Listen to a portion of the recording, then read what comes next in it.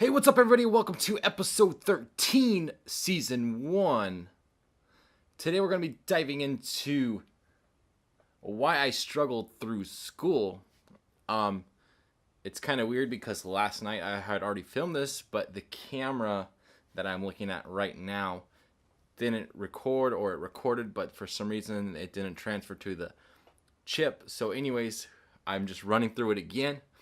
So that way we can get it uploaded. So I apologize for not coming out with it a little bit sooner, but needless to say, I'm still coming out with it. So this question kind of comes from, this is just me being more transparent about me struggling through school.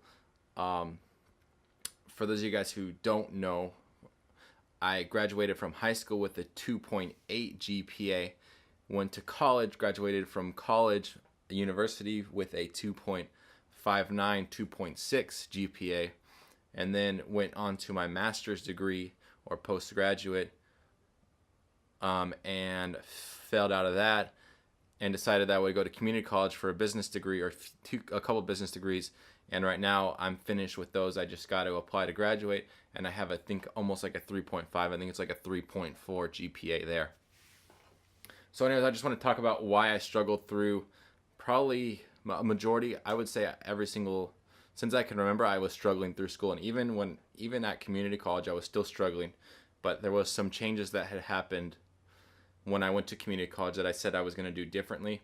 And I would like to talk about those in another episode. I'll probably touch on them today, but I'll definitely talk about them later on. So anyways, why I struggled through school. The first reason why I struggled in school is I couldn't get interested in the subjects that we're talking about. It never seemed like talking about math and science and all that kind of stuff. I didn't see it apply to real life, and so it was very hard for me to get interested in it. Sorry for wiping my nose. For a long time, like, I love working with my hands. I love building stuff. That's why I do woodworking, and then I also just trade on the stock market. But I never, as well as uploading YouTube videos, I never understood and running social media networking or marketing, as well as I never realized that doing math and that kind of stuff would actually help me. And like algebra, and I would say there's a lot of stuff that, like calculus and stuff, that I never actually am going to probably use. But basic level math, definitely I still use today. But it's more trial and error for me. I like to go out and try to do something, and if it doesn't work, then go back and reassess it and then do it again and keep on doing it until it works. But I couldn't get interested in the subjects. I hated English. I hated history. Science I didn't really care about. I think that was because my teacher, it was all like just based upon the book. It wasn't like experiencing real life. It was like they gave us a frog to dissect, and like we had to follow step by step on how the book told us to dissect it, instead of like being like, let's just cut it open ourselves and figure out what we're going to find in here. So I couldn't get interested in that. When I went to community college, though, well, my major classes in university, I took psychology, and those classes I did really well, and I got really interested in that, and I succeeded very well in that. And then when I graduated and I started going back to community college, I went back with the idea that I was only going to take classes that I was really interested in.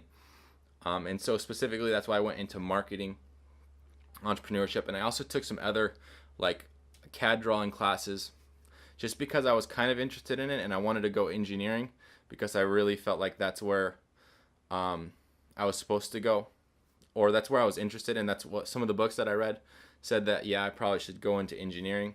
So I started to take that path, and then I realized that, you know, engineering would have been great 4 years ago for me, but not as of today. It's way too much work, way too many classes. But the CAD classes that I took about 3 years ago, I still use today. I still use the same exact programs, just on a different scale on my woodworking company. The second reason why I struggled in school is because papers killed my creativity.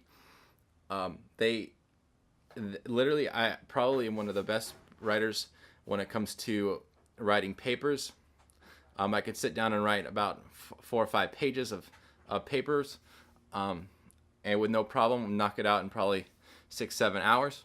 But it killed the creative side that I enjoyed working with my hands and experiencing the real life. So what happens in school is that you are taught how to write papers and put all the information in on a paper, but you never actually get to apply it into real life. So even with classes that I took this semester with marketing and stuff like that, you get you have the knowledge of marketing, but how do you apply that into real world, and how do you generate customers from ads and all that kind of stuff?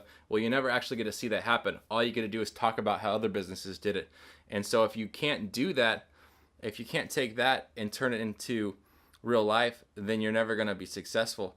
So it's more important to focus on the stuff that actually matters, like executing on marketing instead of writing the paper. Anyways, I also struggled.